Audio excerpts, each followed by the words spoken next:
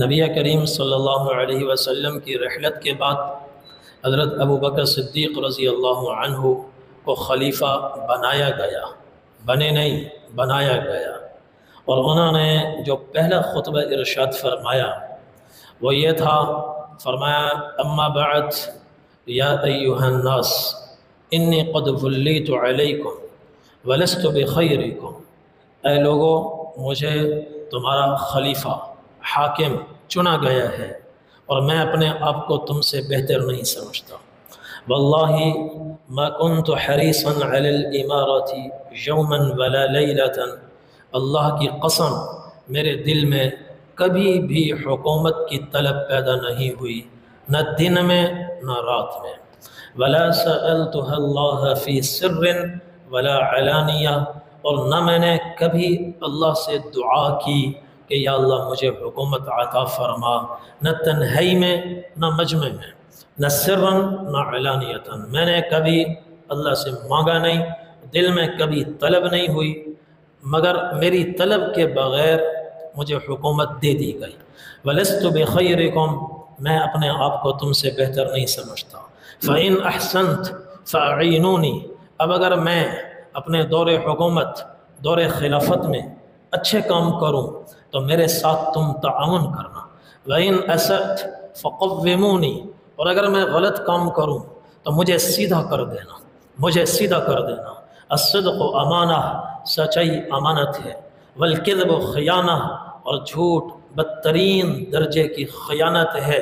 والضعیف فیکم قوی عندی حتی ارجع علیہ حقہ ان شاء اللہ، اور معاشرے میں جو سب سے کمزور گمنام آدمی ہے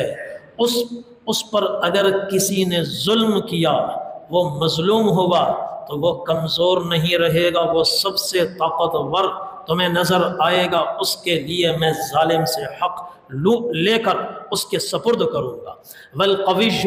فیکم ضعیفا حتی آخذ منہ الحق، وہ جو تم میں سب سے زیادہ طاقتور ہے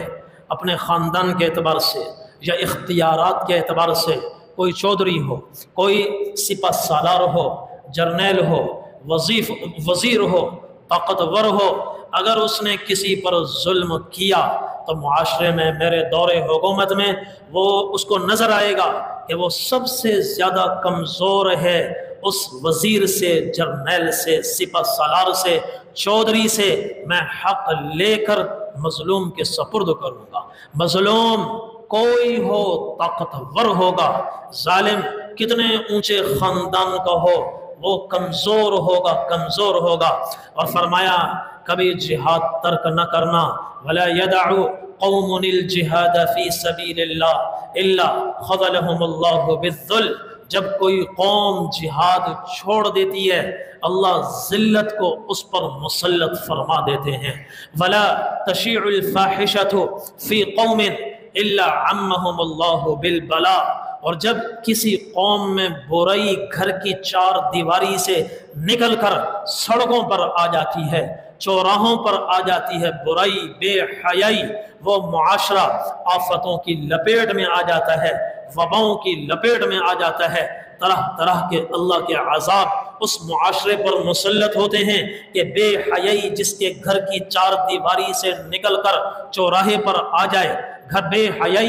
حیائی ہے، گھر کے اندر ہو یا چوراہے پر ہو، لیکن جب گھر کے اندر ہو اللہ اس کو برداشت کرتا ہے کہ چلو ابھی چھوڑو، آگے ہی اس کا معاملہ ہوگا، توبہ کر لی تو ٹھیک ورنہ آگے پکڑ ہوگی۔ لیکن اگر برائی بے حیائی گھر کی چار دیواری سے نکل کر سڑکوں پر، چوراہوں پر، بازاروں میں آ جائے اور معاشرے میں پھیل جائے تو پھر وہ معاشرہ مختلف عذابوں کی لپیٹ میں آتا ہے۔ اور فرمایا قوموا الی صلاتکم یرحمکم اللہ،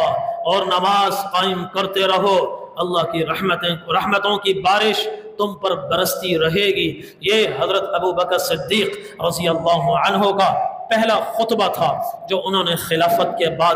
ادا فرمایا۔